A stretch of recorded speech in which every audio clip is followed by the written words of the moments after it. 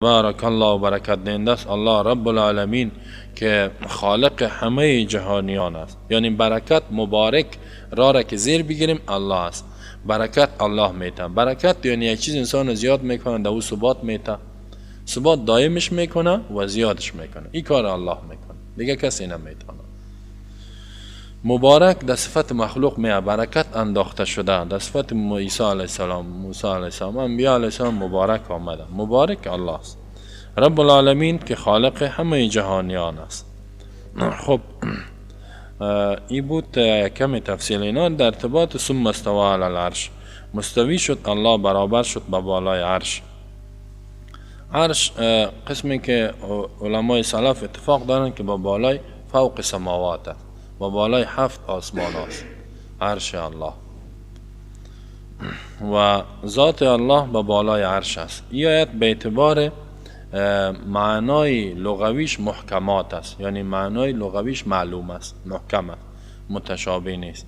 و به اعتبار کیفیتش متشابه است، یعنی متشابهی که معنایش حقیقیش کیفیش معلوم نیست، مشخص نیست که چه قسم. و این عقیده سلف صالحین همی بوده. جمهور سلف صالحین به صورت مطلق این عقیده را دارن که استوا معلوم، کیفیتش مجهول. استوا به معنای برابر شدن، به معنای استقرار، مستقر شده ذات الله. با بالای چی؟ با بالای عرش. عرش هم معلوم است که یک تخت بسیار کلان گفته میشه به حساب معنای لغوی، ولی کیفیت عرش الله را الله میفهم. عرش مخلوق الله است و هو رب العرش العظیم. از این فهم سلف صالحین صحابه می بوده که صراحتا دلیل است که ذات الله با بالای عرش است. ذاتش اینا جهت برای الله پیدا میشه. بعضی ها میگه چطور میشه؟ جهت باشه، جهتشون با الله به طرف بالاست. ما شما که دعا میکنیم عرش الله با بالای فوق 7 سماوات، 7 آسمان ها، و ذات الله با بالای عرش است. جنت و همه چیز دیگه زیر عرش الله، بعد از او الله هست. اگر ما بگویم عرش مکان هم است هیچ گپی نیست، اگر مکانیات بگویم، ولی الله با بالای عرش است، عرش مکان هم بگویم هیچ گپی نیست. اما بدون تشبیه، ما تشبیه نمیتیم چه قسم و کیفیتش هم نمیگیم، تمثیل هم نمیکنیم که بگویم مانند چه قسم. تعطیل از این صفت انکارش خطرناک است، کفر. نعیم ابن حماد استاد امام بخاری است، میگه کسی بگوید از یکی از صفات الله منکر شود کافر است. کسی بگوید ذات الله با بالای عرش نیست کافر میشه. اگر بگوید که من نمیفهم ذات الله با بالای عرش است که عرش بالاست یا پایین، بازم کافر میشه. میگه از ایمان بیرون است، ایمان نداره. خب ذات الله با بالای عرش است. کیف ما یلیق فی شأنی، چه قسمی که لایق سزاوار شأنش است. و یک از امام مالک یک کسی آمد سوال کرد، یک نفر. بازال یک کمی دیگه بار تفصیلی بیان میکنم که الله به شما ذره وقت بتم. کامپیوتر هم آوردیم براتون چالان میکنم، خصوصا مذهب حنفی را دیگه بار بیان میکنیم که حنفی مذهبش گرد است. خب متأخرینش میگه کسی بگه ذات الله با بالای عرش است کافر میشه اگر برش مکان و جهت ثابت کنه. ولی متقدم خود امام صاحب میگه که اگر کسی انکار بکنه که الله با بالای عرش نیست کافر میشه. اینا متأخرین امام صاحب تکفیر کرده، امام صاحب پایینا رو تکفیر کرده. نظر به عقیده اینجا گډوډي در مذهب حنفی وجود داره و می خاطر مذهب حنفی همین تابعدارایش خود امام صاحب عقیده صحیح بود، مطابق قرآن و سلف بود، در گډوډي استن. میگن ما در عقیده باز کلامی شدن و ماتوریدی شدن. در ارتباط مستوی بودن با بالای عرش گفتیم مردم بسیار نظریات مختلف دارن، ولی یک گپ بعضی سلفی تو میگن مفوضه، کسی را میگن مفوضه اهل تفویض، کسایی است که میگن امی خود استوا هم به اعتبار لغت هم مجهول است، معنایش معلوم نیست، معنای لغویش هم استوا چه معنا. مثل که می ید و وجه و نفس الله داره ولی نمیفهم که ید چه معنا، نفس چه معنا، وجه چه معنا، قدم الله برای خود ثابت کرده ایره نمیفهمه. این قسم نه، این مخالف عقیده سلف است. اونا میگن کیفیت هم مجهول است، این معنای لغوی که ید وجه نفس ایش هم مجهول است، اردوش، ولی صحیح نه. بلکه عقیده سلف صالحین صحابه ای بوده که باز خصوصا حنفی‌ها میتون میکنن که یک نظر دیگه می است که میگه یدا ما نمیفهمیم، یدا دست گفته نمیتونیم. نه چرا نمیتونیم؟ عقیده صحابه همی بود، مثل که این پیشتر می روایت براتون بیان کردم پیش امام مالک که امام اهل مدینه است، امام دار هجرت میگن، سرزمین هجرت. یک کسی آمد سوال کرد از امام مالک، بیخی روایتش مشهور است، کل کتابایی را میاره، گفت که کیف الاستوا یا امام، چه قسم است استوا؟ همین که کیفیتش پرسان کرد که الله مستوی است، مستقر است به بالای عرش، برابر است. چه قسم برابر شده، چه قسم مستقر شده؟ که امیر پرسان کرد، گفت امام مالک از بدنش عرق جاری شد، سر خدا پایین کرد، بعد از سر خدا بالا، لحظه سکوت. بعد از اون گفت که والکیف غیر معلوم، کیفیت گفت معلوم نیست. والاستوا غیر مجهول، استوا مجهول هم نیست، خود استوا گفت معلومت. والایمان بهی واجب، گفت ایمان بهی واجب است که ایمان بیاری که ذات الله مستوی است، مستقر است به بالای عرش. و سوال عنه بدعتون، گفت سوال کردنی که کیف چه قسم است بدعت است. قسم کیفیت ذات الله را ما و شما نمیفهمیم، نه چگونگی شده کلگی اعتراف میکنن. لا يتصور، حتی این مناطقه و فلاسفه میگن تصور نمیشه، یعنی کنح و حقیقتش که الله هست چه قسم است نمیفهمیم، به خاطر که الله مثال نداره. الله در قرآن میفرماید لیس کمثله شیء، هیچ چیز هم مانندش نیست، نه مثل ذاتش نه مثل صفاتش. و هو السمیع العلیم. ولم یکن له کفوا احد، نیست از برای الله کفوا هم مانند احد، هیچ کسی هم مانندش نیست. الله یک ذات بی مثال است. اگر مثال می داشت ما می گفتیم که اینی طور است، مثل آفتاب، مثل مهتاب، مثل آسمان، مثل زمین، مثل انسان، مثل حیوان. ولی الله مثال نداره، یک ذات بی مثال است، ذاتی است که هم مانند نداره، ند و مقابل نداره که ما بگیم اینی قسم. بعد از او را گفت سوال از این بدعت است، یعنی صحابه سوال نکرده بود، تو که سوال میکنید و این بدعت شد. بعد از گفت اینی لا اظنک انک ضال، ما گمان میکنم که تو گمراه هستی. گفت اخرجوا هذا الشخص، گفت این انسان از جا بکشین. بعد از او را کشیدن که چرا سوال کردی؟ از کیفیتش سوال کرد. یعنی سعی کنین که عقیده صحابه برای امام مالک رسیده بود درباره ازی بود که استوا برابر شدن. مثل در قرآن آمدگی وقتی که لتستووا علی ظهوری، وقتی که شما سر امی اسب و خر سوار میشین و فتقولوا بگین سبحان الذي سخر لنا هذا وما كنا له مقرنين وانا الى ربنا لمنقلبون. استوا یعنی برابر میشین، سوار میشین، سرش برابر میشین به بالاش. این معنای لغویش معلومه. ولی الله چه قسم به بالای عرش برابر شده و مستقر شده است؟ این ذات الله به بالای عرش است. ولی دیگه آیات میاد و هو معکم، الله به همراه شماست اینما کنتم. باز اینجا کلگی عقیده اکثر صحابه می بود که الله به همراه شماست، علما قدرتا، علم و قدرتش هر جای، ذاتش به بالای عرش.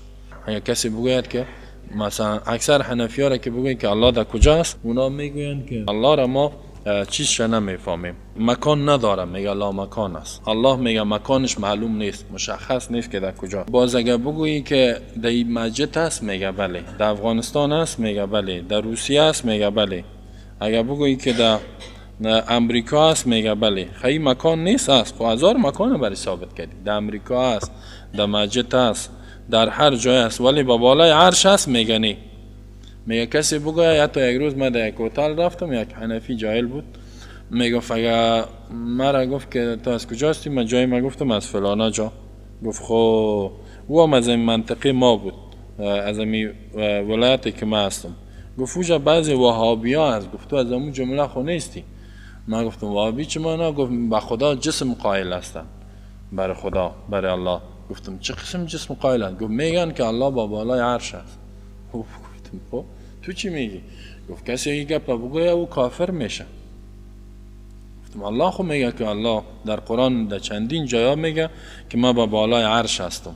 الله در قرآن خودش بیان کرده. مثلا یک چند آیات ها را در این باره سعی کنین، یک سورت یونس سعی کنین آیت 3 را که الله در دیگه جا هم اینجا که میگه ثم استوى علی العرش، در سورت یونس هم الله میفرماید که ما با بالای عرش هستم. آیت 3 سعی کنین، سپاره 11 است.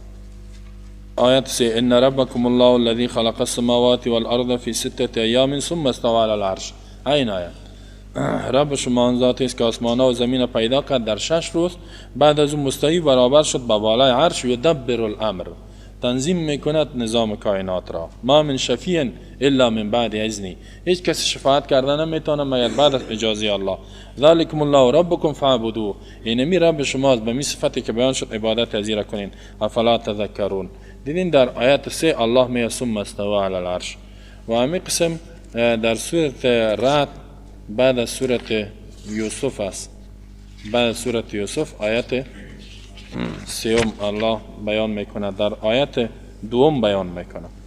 الله الذی رفع السماوات، سپاره 13 است.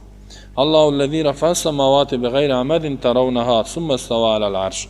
الله آن ذاتی است که آسمان‌ها را بلند کرد بدون ستونی که او را ببینین شما، یعنی ستونایی که ببینین وجود نداره.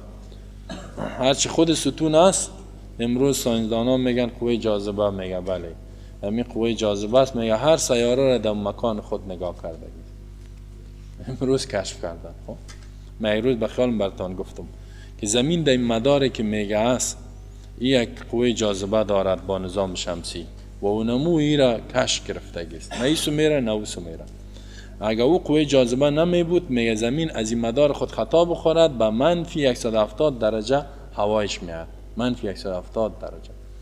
میال سردی در کابل منفی 10 الا شود، نه منفی 50 سعی کنی او در یکم جایی که منفی 50 یخبندان مطلق میشه، منفی 70 منفی 170 امکان زندگی نیست.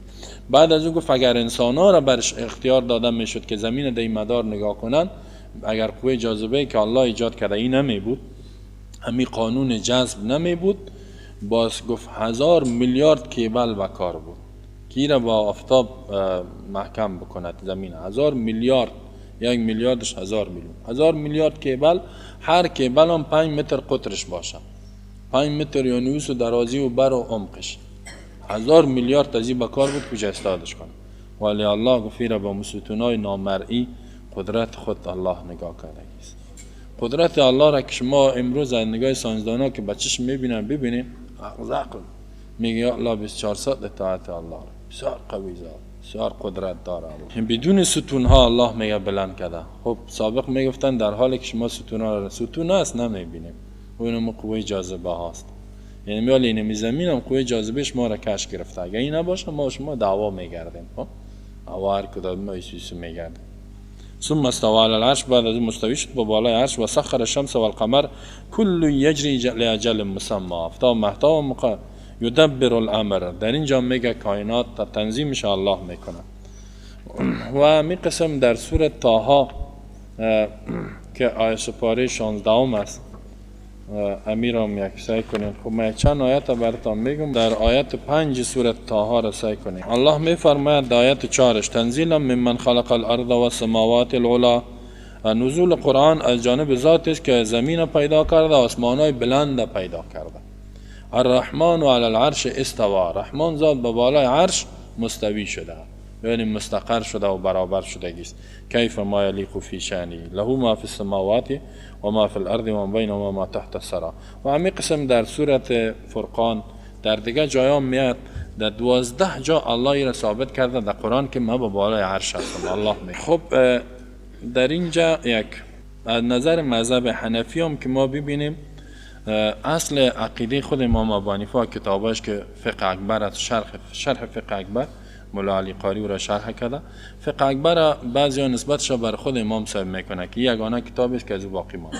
فقه اکبر یعنی عقیده، فقه اصغر بازی احکام فرعی را گفته میشه. در او امام ابو حنیفه رحمه الله میگوید که له ید و نفس و وجه، از برای الله ید است و می صفاتی که الله بر خود ثابت کرده، نفس است، وجه است، دیگه می قسم استوا به بالای عرش، اینمی صفات ها است. باز می فرماید که ولا نؤوله، میگه ما تعویلش نمی کنیم که ما یؤول اهل القدر والاعتزال، مثل که قدریه و معتزله تعویل میکنه، بلکه کیف ما یلیق فی شانی، چه قسمی که لایق سزاوار ذات الله است که دست داره، چشم داره، نه و هو السمیع العلیم، گوش الله یعنی سمیع است، میشنوه، میبینه، همون قسمی که الله ثابت کرده ما بر از او ایمان داریم، از این انکار نمیکنیم. علم داره. خب باز میفرماید در شرح فقه اکبر میگوید چند تا متنش در اینجا براتان میارم که وله ید و وجه و نفس کما ذکر الله تعالی فی القرآن. امام ابو حنیفه رحمه الله میگه که از برای الله دست است، وجه و روی است، نفس است. کما ذکر الله، قسمی که الله را یاد کردگی است در قرآن. فهو صفات بلا کیف، صفاتی است کیفیتش ما معلوم نیست، کیفیتش نمیفهم چه قسم. ولا یقال، باز میگه که گفته نمیشه این ید و قدرتو، که یدش قدرتش باشه، این گفته نمیشه که دست الله را قدرت بگیم. تبارک الذی بیده الملک، الله ید ثابت. گفته نمیتونیم که ای به قدرتی، برکت دهنده ذاتی که به قدرتش پادشاهی است یا به نعمتش، این میگه گفته نمیشه. او نعمتو گفته نمیشه، میگه جایز نیست که گفته شود که هدف ید قدرت و نعمت باشه، مثل که معتزله تعبیر کرده. چرا؟ میگه لان فی ابطال الصفات، زیرا در تعویل صفت الله را خود باطل کردی. وقتی که ید به قدرت گفتی، خو الله در دیگه جای میگه که ان الله علی کل شیء قدیر، الله ما به هر چیز قدرت داره. خو از صفت یدش باز منکر شدی دیگه. او صاف همون صفت ید که الله بر خود دست ثابت کرده، از این خو انکار کردی، با ابطالش کردی، باطل شدی صفت. اینا کسایی که صفت دست الله انکار میکنن به خود تشبیه میتن. این تو میکنن اگر ما بگویم ید دست، اینی دست ثابت میشه، دست ایتون خدا نه، این دست خو ایتو میکنه، این خو گوشت است، این خو استخوان است، این خو پوست است، این خونه. الله خو از این دست پاک است. این قسم خو الله دست نداره که نداره، این دست نداره. ای بدبخت، حال تو چرا ایتو میکنی که ید؟ الله ید داره، کیف ما یلیق فی شأنه. مثل تو نیست، لیس کمثله شیء، هیچ چیز هم مانندش نیست. تو خو الله را به خود تشبیه دادی. یگانه چیزی که سبب انکار از اینا از صفت الله ید شد، برای خود تشبیه دادن. به این آیت صحیح نفهمیدن یا ایمان ناوردن که لیس کمثله شیء، هیچ چیز هم مانندش نیست. بعضش میگه اگه ما بگویم الله میشنوه، سمیع است، باز اینی گوش ثابت میشه. چرا این گوش ثابت شه؟ این خو گوش تو است. بعضش میگه اگه ما بگویم الله میبینه، اینی چشم ثابت میشه. چرا اینی چه ثابت شه؟ باز اگه بگویش خیلی کلام گپ میزنه، میگه خیلی چه قسم میگه کیف ما یلیق فی شأنه، چه قسمی که سزاوار شان شه. خیلی اگه تشبیه به خود بدی، خیلی بگو که اگه ما بگویم گپ میزنه، از تکلم و کلامش هم انکار کن. بگو که اینی زبان ثابت میشه، دی خیلی در زبانه، چرا در زبانت نمیزنی؟ یک دامی کسی که از قرآن باشه، یک گمراه بود، در تلویزیون گپ میزد. خب میگه الله سمیع البصیر، سمیع که بشنوه نیست، بصیر که ببینه نه. میگه الله نمیبینه، ایتو میگه الله نمیشنوه. میگه هدف که در قرآن آمده سمیع به معنای علم به مسموعات، الله عالم است به چیزایی که شنیده میشه، علم داره، نه که بشنوه. به چیزایی که دیده میشه میگه علیم بالمبصرات، علم به مبصرات. چیزایی که دیده میشه میگه علم داره، نه که ببینه. خود الله میگه نمیبینه، اما علم به دیدنی ها داره، علم به شنیدنی ها داره. این بدبخت بیدین جاهل. و الله میگه و هو السمیع العلیم، الله سمیع است، علیم. علیم جدا صفت، سمیع جدا صفت است. دو صفتی که الله جدا بیان کرده، میشنوه و عالم است. و هو السمیع البصیر، میشنوه و میبینه. ان الله بما تعملون بصیر، آیات قرآن پره. الله به او اعمالی که انجام میدین میبینه. کشتی نوح علیه السلام میگه تجری باعیننا، در زیر چشمان ما روان بود. و در ارتباط موسی علیه السلام میفرماید و القیت علیک محبتا منی ولتصنع علی عینی، من محبت در تو انداختم تا که تربیت تو در زیر چشم شود. ولتصنع علی عینی، عین الله بر خود چشم ثابت کرد. کیف ما یلیق فی، اما نگو که اینی چشم میزنیده. اگر ما الله را به خود تشبیه بدیم، خواست کل صفتش باید انکار کنیم. ما عاجز هستیم. ما شما خو الله حیات داره، میگه صفات ذاتیش حیات، قدرت میره میگه. خیلی بگو چه قسم حیات داره؟ اگر بگویم حیات به خود نه، حیات الله را ایتو کنیم نه. مثل که میگن سمیع در گوش میزنه، بصیر در چشم میزنه. اگر بگویم که حیات ایتو کنیم، خب ما خب 100 سال پیش نبودیم حیات نه. بعد از این آمدیم، حیات ما چی است؟ هر آن در حادثه بیاد میموریم نه. یک مرمی بیر گوش ما خورد خلاص هستیم. چند وقت بعد هم میمریم. حیات ما خو ناقص است. اینا اگر الله را به خود حیاتش هم تشبیه بدیم، خیلی انکار بگو حیات نداره، به خاطر حیات خو روح انداخته میشه. الله خیلی روح پاک است، از این پاک است، بگو خیلی حیات خو توسط روح میانه دما. خیلی بگو الله از روح پاک است، بنان حیات هم نداره. خیلی بگو که الله حیات نداره، یا بگو کافر میشه. یه قبول داره، میانه کیف ما یلیق فی شأن، چه قسمی که سزاوار شأنش است. قدرت، اگر قدرت الله را به خود تشبیه بدیم، قدرت ما خود چندان قدرت نداریم. قبلا هم نداشتیم، مالی هم بسیار کم، مردیم بیخیج میشیم، بی قدرت میشیم، خودش اردادم نمیتونیم. اینا الله قدرت داره، این الله علی کل شیء قدیر، هر چیز قدرت داره. ما به اندازه انسانیت خود داریم قدرت. علم، اگه علم الله رو به خود تشبیه بدیم خیلی انکار بکنه. علم ما چی بود؟ طفل بودیم میفهمیدیم چیزی را؟ نه، حالی هم بسیار کم میفهمیم. بعدا هم که ریسفید شدیم هیچ چیزی را نمیفهمیم. پیر که شدیم بازم نمیفهمیم. حالی هم علم ما محدوده. الله علم هم داره کیف ما یلیق فی شأن. سعی امام ابو حنیفه رحمه الله میگه لان فی ابطال صفات، میگه اگر ما ید قدرت بگیریم دی صفات الله باطل میشه. و هو قول القدر والاعتزال، و ای قول معتزله و قدریه است. ولكن یده صفه بلا کیف، دست الله صفتش است بدون کیفیت. فقه اکبر در صفحه 6 و 7 دیگه پاره امام صاحب بیان کردگی است. فصل فی الصفات، یک فصل داره به نام صفات.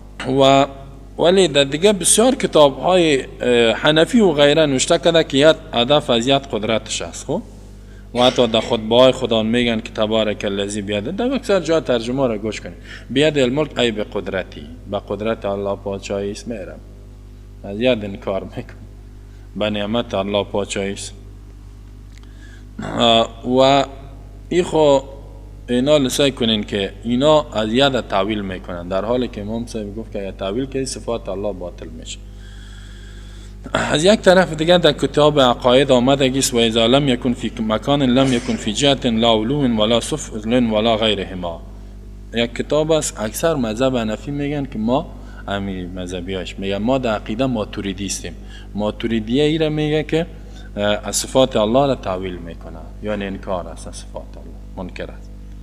میگه این صفاتایی که میگن نیست. این تو میگن که شرح عقاید نصفی در صفحه 33، شرح المقاصد در جلد 2 صفحه 66-67 آمده. این کتابای بزرگ حنفی است که بگوین در عقیده چیستی. میگه عقاید ما نصفی است، نه شرح عقاید نصفیه، شرح المقاصد دیگه ابو امام الهدا ابو منصور ماتوریدی امام هدایت.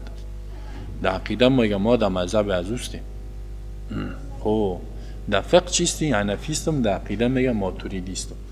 او باز چی میگه در کتابای عقایدی که به مذهب ماتوریدی است؟ میگه اذا لم یکن فی مکان، الله وقتی که در مکان نبود اینا از مکان انکار میگه، در مکان نیست. عرش اگه بگیم به بالا عرش میگه، اگه بگیم الله به بالا عرش است مکان ثابت میشه. الله به بالا عرش نیست. وقتی که در مکان نبود لم یکن فی جهت، در جهت هم نیست، یعنی جهت الله رو نمیفهم. میسونه سوسونه یای تو میگه لا علو ولا سفل، میگه نه در بالاست نه در پایین، در حالی که ثم استوى علی العرش در روجا علو ثابت میشه، عالیست، بالاست، با بالای عرش. و در سوره انعام ما شما خواندیم که در اونجا و هو القاهر فوق عبادی، الله بلند است به بالای، قاهر است، غالب است به بالای بندای خود، فوق است به بالای بندای خود. بازی میگه که وقتی که در مکان نبود در جهت هم نیست، ولا علو ولا سفل ولا غیرم، نه در پایین نه در بالا نه در راست نه در چپ، در جهت نیست. ایران میمانی که در کجا باشه، کدام طرف. خیما که اگه بگو ای تو میکنیم یا الله، ای چی تو میشه؟ همین در فطرت هر انسان است که مصیبت به ما رسید یا الله نمیگه. و زلزله که شده بود، من تصویرها رو سعی کردم کلگی هندو مسلمان کافر همه بالا رو سیل داشتن.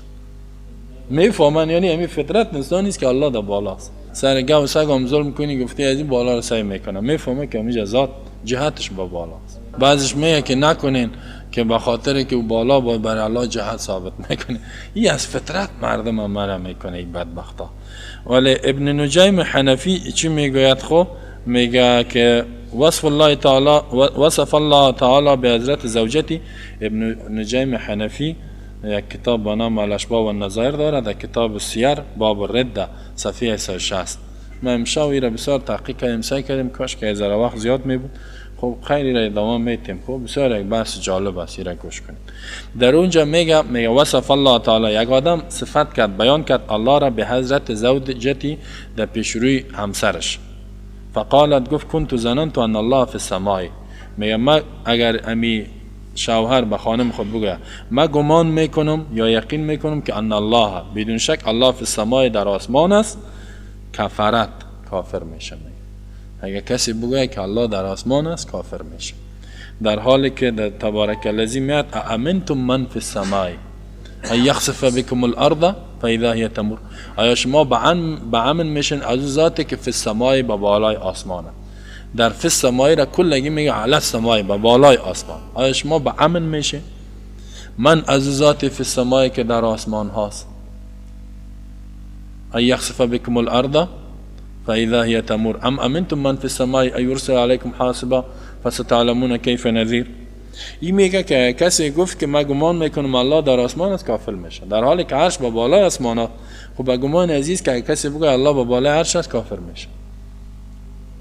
خب اینا سعی کنین. و باز شیخ الحدیث محمد ادریس کاندیلوی حنفی میگوید که الله در هر جای است. خب یک کتاب نوشته کرده است و به زبان پشتو ترجمه شده. در صفحه 46 میگوید که حقا هر زایده الله میگه در هر جای. خب با بالای عرش است؟ نه، به اینجا است، هر جای است، هر جای میگه است، بالای عرش نیست. خب اینا رو سعی کنین. در خلاصه الفتاوا که یک فتوای بزرگ مذهب حنفی است، چی میگه؟ ولو قال، اگر بگوید یک نفر خدای در هر مکان است فهذا خطا. خلاصه الفتاوای حنفی. محمد ادریس کاندیلوی گفت که الله در هر جای است. ابن نجیم حنفی در اشباح و نظایر میگه که این بسیار عالم کلان است و همی حنفی ها خوبی را میشناسن. شما خب مذهب حنفی را نخواندین و نمیشناسید. او گفت که اگر کسی بگه که الله در آسمان است کافر میشه. نه این فتوایشه. اینا خلاصه فتوا چی میگه؟ اگر کسی بگه خدا در هر مکان است فهذا خطا، این خطاست، این خطا کرده. سعی کنین. باز در خلاصه الفتاوا در جلد 4 صفحه 384 کتاب الفاظ الکفر از جنس ثانی فیما یقال فی الله، جنس دومی است در آنچه که گفته شود درباره الله تعالی. کسی بگه در هر جا، این خطا کرده است. در عالمگیری یک فتاوایی که میگه عالمگیر در کل دنیای فتوا باید باشه. در دوران اورنگزیب این فتوا، امی فتاوای عالمگیری جور شد. بعد از او گفت که کلگی حنفی مکلف است که به این فتوا بده و عقیدش مطابق فتوا باشه.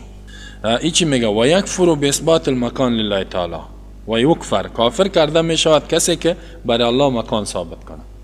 خب اینا اگه کسی بگه به بالای عرش است، میگه عرش خو مکان است، کافر شد. این تو فتوا داده. فلو قال از خدا هیچ مکان خالی نیست، یکفر.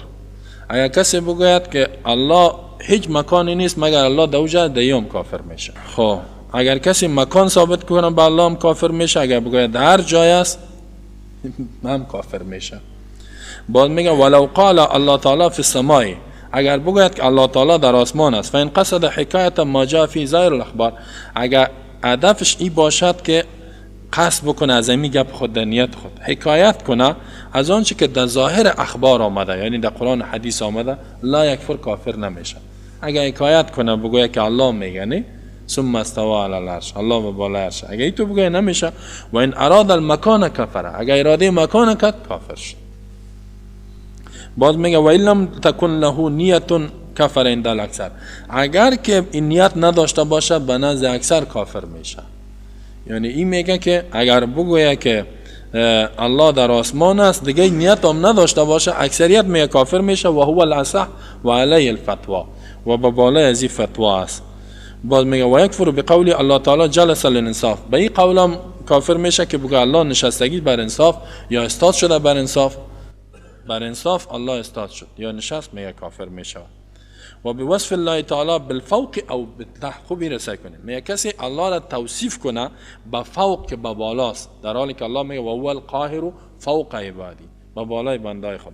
کسی بگه که الله در فوق ما، بالای ماست، او بالتحت یا در پایین است، کافر میشه. در این صورت یا بگه در بالاست کافر میشه، اگر بگه در پایین است کافر میشه. میخوای چی بگویم؟ بس خودش شور نتی میگه گم نزن. فتاوای علمگیری کتاب سیر باب 9 احکام مرتدین جلد 2 صفحه 259. این از جلد صفحه شما گفتیم یکم تا که مراجعه میکنم برده اونجا. و در بحر رائق بسیار کتاب معتمد حنفی است. کتاب سیر احکام مرتدین، احکام مرتد ایراوردگی است، جلد 5 صفحه 220. که کسی بگوید الله بالا و پایین است کافر است. و مجمع الانهر ایام کتاب معتبر مذهب حنفی است، باب المرتد جلد 4 صفحه 401 موجود است. میگم اینا سعی کنین که ای خو یا گفتن چقدر فتوای کفر دادن، اگر بگوی به بالا هرچ هست، اگر بگوی بالا کافر میشه. ولی سعی کنین که در تفسیر مظهری ثناءالله پانیپتی که گپ میزنه و ای بسیار یک تفسیر است، خود این صوفی پیرو خانواده پیر رو میگه. پس اکثر هم حنفی های صوفی و پیر و مرید همین که تفسیر میخوان، تفسیر مظهری میگه. دیگه تفسیر ها میگه به درد نمیخوره. خب این قبول داره چیزی که دایی هستی، خب میگه بسیار این بالا برزی الهام میگه میشد، از بالا گپا برش میامد. این تفسیر از بالا تفسیر کرد. تفسیر مظهری ثناءالله قاضی ثناءالله پانیپتی میگن و ایرا ما در اینجا کمش جمع شده. یک عالم الله اجر بده این چیزها را جمع کردگیست. یک عالم میره به ما داد، دوستای ما همین چیزها را ما گرفتم باز، ولی ما همه کردم که خود جمع کردم. ما گفتم نه که غلط دروغ نکرده باشم. ما هر جای مرجع کتابا را که گفته بود رجوع کردم، کلش سعی کردم که میگه پا است، دیدم که میگه پا بوده. یکم دفعه شما یک گپ کسی اولا میته دروغ میگه، برین سعی کنین که این واقعیت داره نداره، از کم خود گپ زده. در اینجا سعی کنین تفسیر مظهری چی میگه. بزرگترین تفسیر حنفی میگه قال ابو حنیفه، میفرماید امام ابو حنیفه ان الله فی السماء دون الارض، الله در آسمان است نه در زمین. فتوای علمگیری چی گفت؟ کسی بگه الله در آسمان است کافر میشنه. این میگه امام ابو حنیفه میگه که الله در آسمان است نه در زمین. اینا نظر با فتاوای علمگیری امام ابو حنیفه را تکفیر کرده است. خب اینا رو سعی کنین. متأخرین آمد متقدمین تکفیر کرد، متقدمین پایینه. این یک سوال کرده یک عالم، میگه سوالات لا جواب است که مذهب حنفی چی را جواب دادن نمیتونه. بیا جواب بگو. فتاوای علمگیری گفت اگه کسی بگه که الله در آسمان است کافر میشه. ولی امام ابو حنیفه چی میگه؟ الله در آسمان است نه در زمین. رواه البیهقی، میگه امام بیهقی روایت کرده. و روی عنه روایت شد از امام ابو حنیفه من قال لا اعرف ربی سبحانه فی السماء ام فی الارض فقد کفر. سعی کنید. میگه اگه کسی بگوید که من نمیشناسم رب خدا که در آسمان است یا در زمین، فقط کفر، بدون شک کافر میشود. چرا کافر میشد؟ لان الله یقول الرحمن علی العرش استوى، زیرا الله میگوید که رحمان ذات به بالای عرش مستوی شده و برابر شده. رحمان به بالای عرش، عرش خو در آسمان هاست. باز خودش میگه و عرشه فوق سماواتی. میگه امام ابو حنیفه رحمه الله میگه که عرشش به بالای 7 آسمان است. اینا اگه تو گفتی من نمیفهم که الله به بالاست یا پایین، کافر شدیم. به خاطر که الله میگه ما بالای عرش هستم، عرش به بالای فوق 7 سماوات است. و روی عنه روایت شده از امام ابو حنیفه، خود همین تفسیر مظهری قاضی ثناءالله میگه انه قال که امام ابو حنیفه گفت من انکر الله فی السماء فقط کفر، کسی که انکار بکند که الله در آسمان است بدون شک کافر شده. امام ابو حنیفه پایینا را کلش چی کرد؟ تکفیر کرد. اینی عقیده امام ابو حنیفه بود. با می خاطریان میگن ما در عقیده حنفی نیستیم، بی دین بدبخت. چیستی؟ ماتوریدی هستم. ماتوریدی کسی یک عالم قرن 4 5 6 تیر شده کیست. ابو منصور ماتوریدی. این گپا کی میگه؟ تفسیر مظهری شیخ ثناءالله پانیپتی حنفی جلد 3 صفحه 397 در زیر آیت 3 این گپا گفتگی است. خب ما اینا لمیرا ای خو گفت کم آوردم، ما می از خود می شیخ ثناءالله پانیپتی را گپش تفسیرش اینجا آوردیم، برتانه نکشیدمش. سعی کنیم ما از خود تفسیرش گپ میزنم که در کتاب ما در جلد 5 صفحه 6 است. در امی آیت که ثم استوى على العرش ان ربكم الله الذي خلق السماوات والارض في 6 ايام ثم استوى على العرش، در زیر ازی خودش گپ میزنه. چی میگه؟ میگه إن ربكم الله التي وصول الممكنات في 6 أيام من أيام الدنيا. الله در 6 روز روزای دنیای را پیدا کرد. ولو شاء الله خلقهن في لمحه. اگر الله میخواد در یک لمحه در یک فرمان هم میتونست پیدا کنه. و انما فعل ذلك لتعلیم خلق التثبت.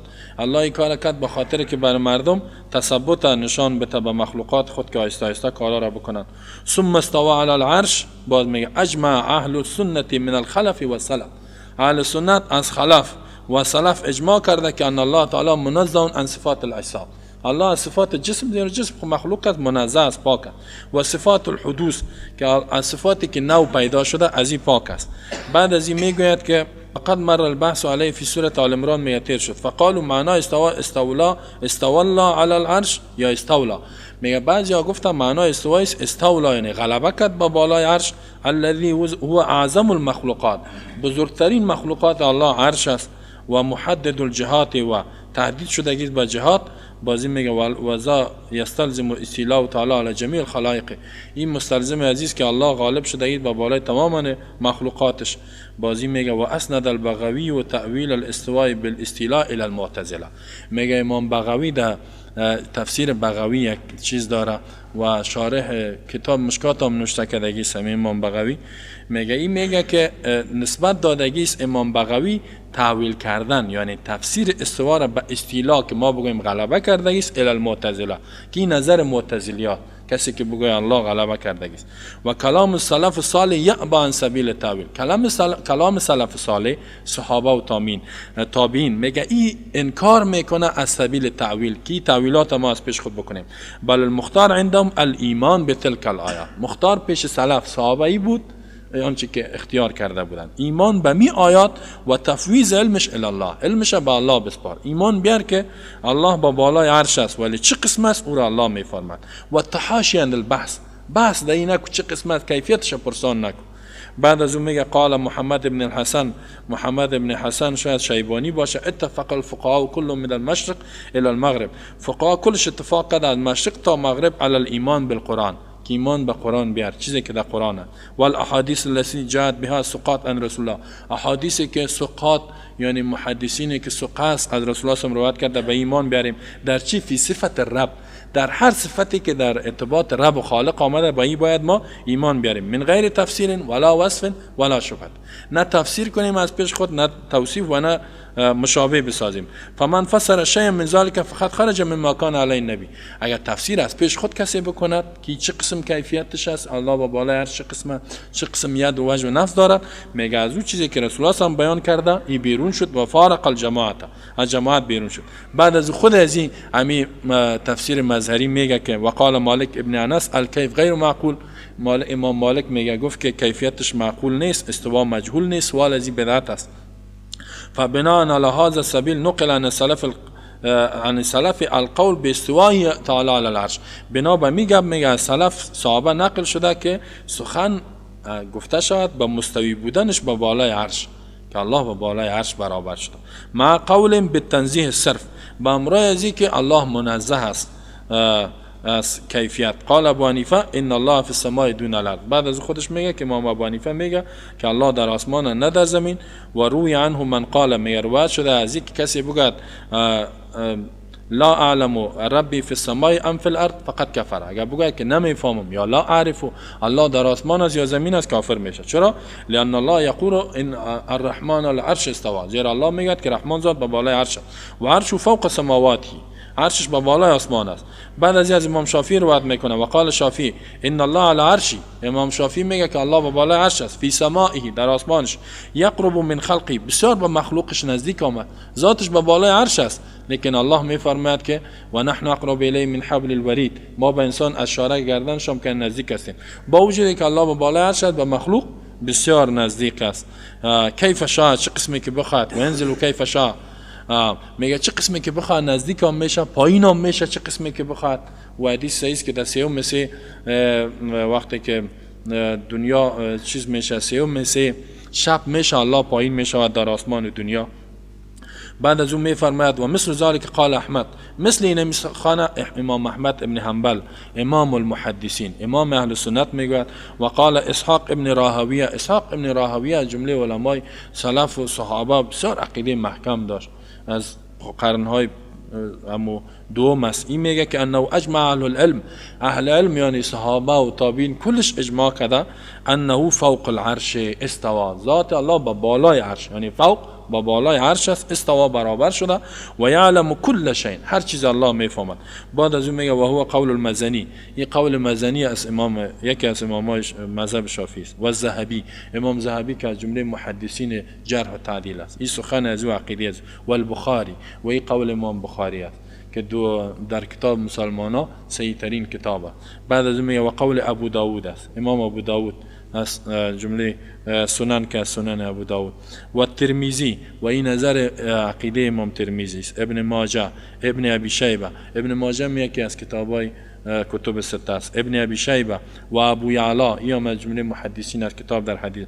بیهقی بسیار کتابای حدیث داره و غیرهم من ائمه الحدیث، تماما امامای حدیث امی عقیده دارند. و قال می فرماید ابو زرعه رازی ما ینبع عن اجماع اهل سنت علی ذلك، میگه اجماع اهل سنت بین میاد.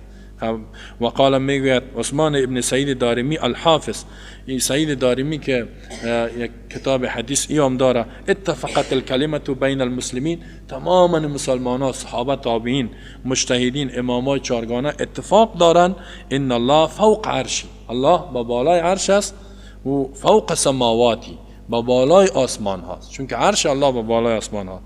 قال سهل ابن عبدالله تستوری میگه لا يجوز للمؤمن ان يقول كيف الاستواء، برای مؤمن جایز نیست که بگه استوا چه قسم است. لمن خلق الاستواء، برای کسی که استوا را خلق کردگی است. ولنا علیه الرضا و التسلیم، ما تسلیم هستیم، راضی هستیم. چرا؟ لقول النبی صلی الله علیه و آله انه تعالی العرش، بخاطر که رسول الله میگه که الله با بالای عرش.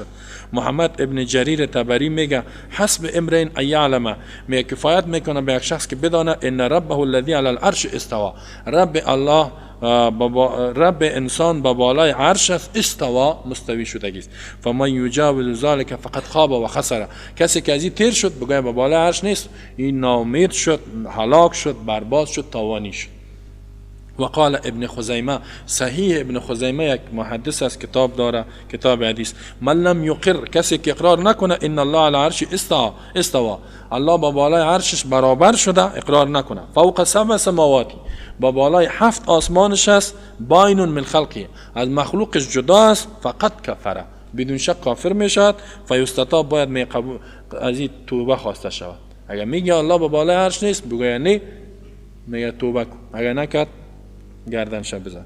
فاین تاب، میگه توبه کرد خوب، و الا ضربت عنقه، خودش میگه گردنش زده میشه، شمشیر بکش ده گردنش. اینا مرا و آدم گفت چی میگن؟ الله با بالای عرش است، وابیا میگن با بالای عرش است. بی عقل جاهل، این کو عقیده کل صحابه بود. اگر تو میگی نیست گردنت بزدن است، ایمان نداری. و امام بخاری استادش تکفیر کرده می تو آدم ها، میگه کسی بگه الله با بالای عرش نیست کافره. خود امام ابو حنیفه رحمه الله تکفیرش کرده یا نه؟ گفت اگر کسی بگه الله با بالایش نیست کافر میشه.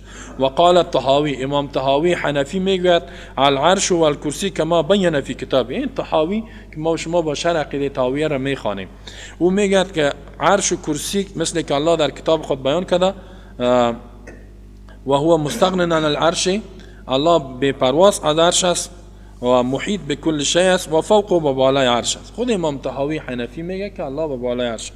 شیخ ابو حسن اشعری بصری متکلم در کتاب اختلاف مصلین و مقالات الاسلامیین میگوید که مقاله اهل سنت ایتو میگوید که و اصحاب الحدیث جملتی قولهم اقرار بالله، اقرار بکنند با الله، با ملائکهش، با کتابا، با رسولا و بما جاء عن الله و ما رواه الثقات و ان الله علی عرشی، این که الله با بالای عرش است. خود امام ابو حسن اشعری که بعضی شافعی‌ها میگن اینا اشعری هستند، کما قال الرحمن علی العرش استوا، الله با بالایش مستوی شده. وله یدان بلا کیف، الله دو دست داره بلا کیف. قال خلقت بیدیه.